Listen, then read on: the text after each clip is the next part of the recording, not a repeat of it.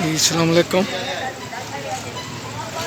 ये आज आपको मैं एक नए जनरल स्टोर की विज़िट कराने लगा हूँ।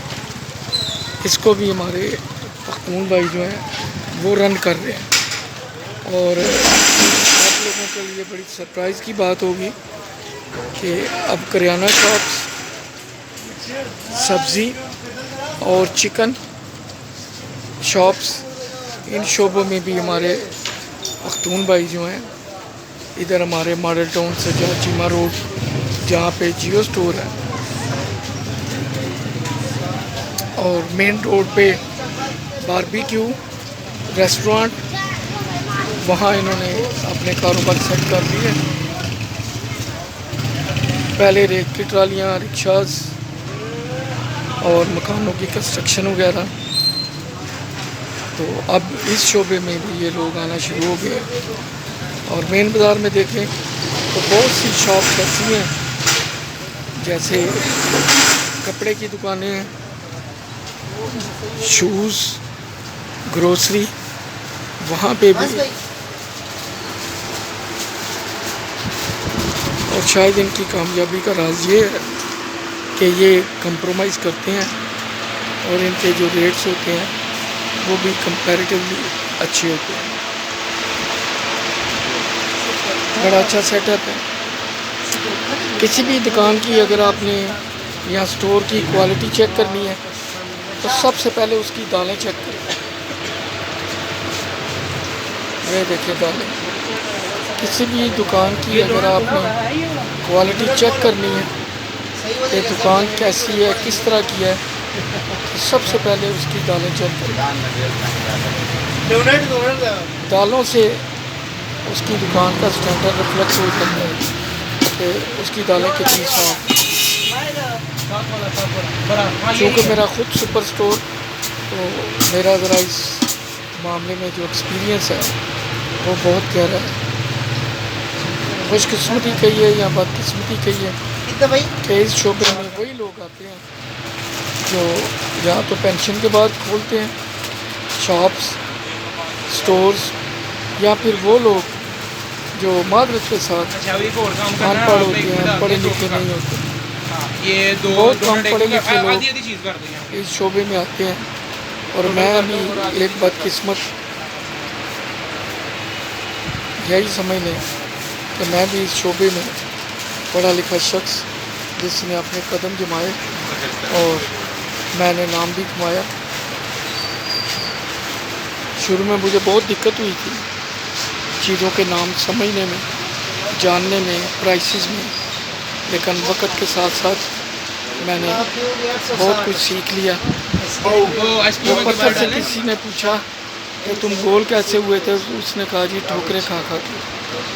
तो जैसे मैं फॉरेन बैंक में गया था तो मुझे अरबिक लैंग्वेज भी नहीं आती थी और मेरा बैंकिंग का कोई पास्ट एक्सपीरियंस भी नहीं था, लेकिन by the passage of time मैंने आहिस्ता आहिस्ता सीखा और एक दिन ऐसा भी आ गया कि मैं बैंक की जो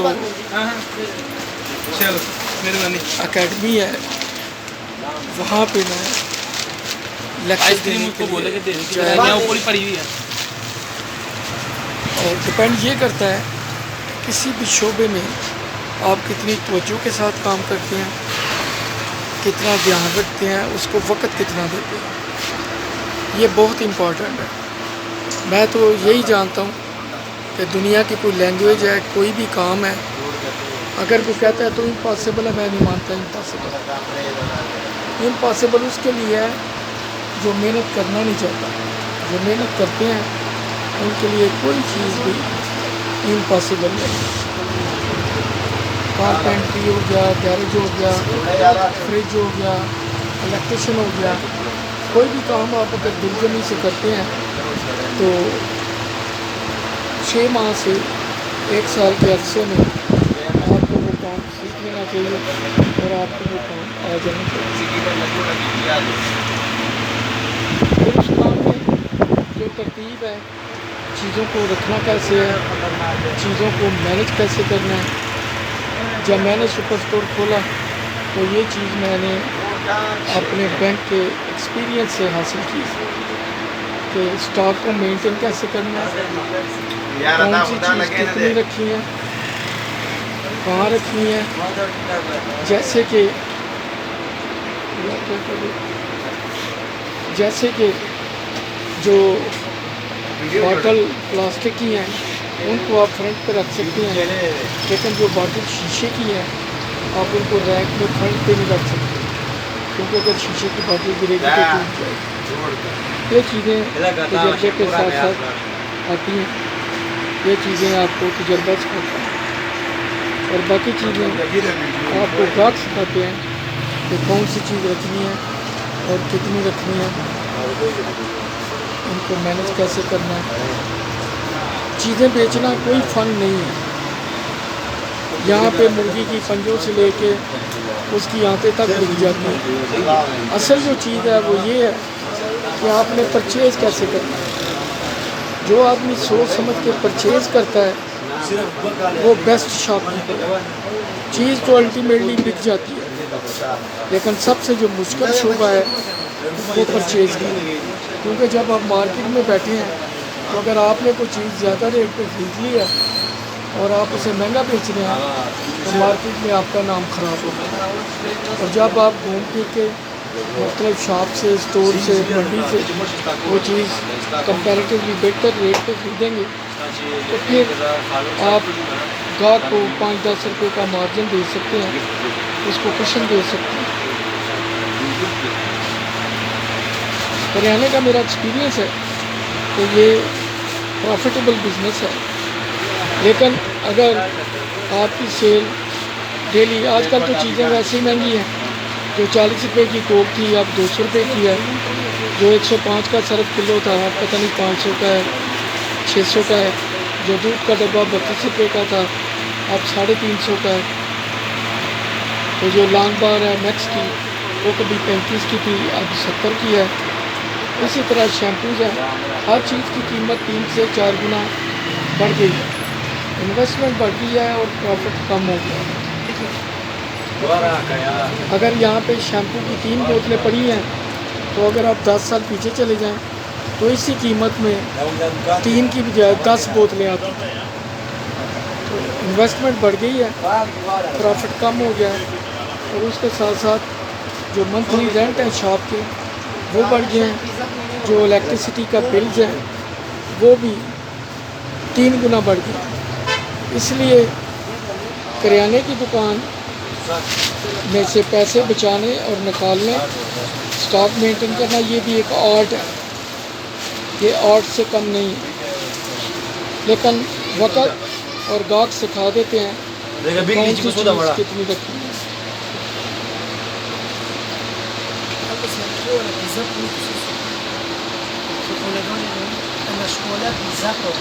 चलें, बिज़नेस टॉपिक पे बहुत बात हो गई, मुझे अपनी दुआ में याद रखें। मुझे ज़रा मज़ा आता है इन चीज़ों को डिस्कस करने का, क्योंकि इनमें मेरा 20 साल 25 साल का एक्सपीरियंस है।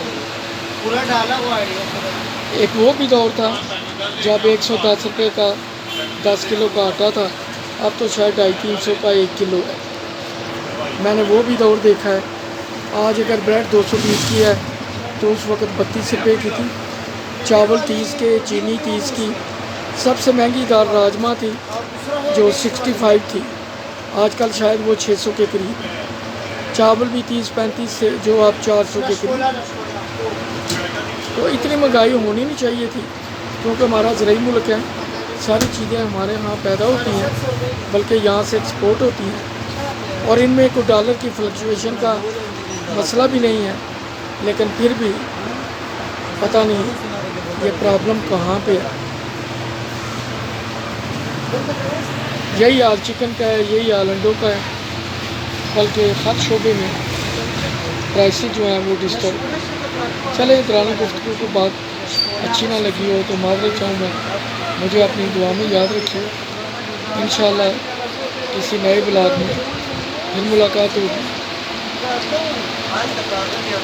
मुझे अपनी दुआ में याद रखिए। अल्लाह हाफ़िज़।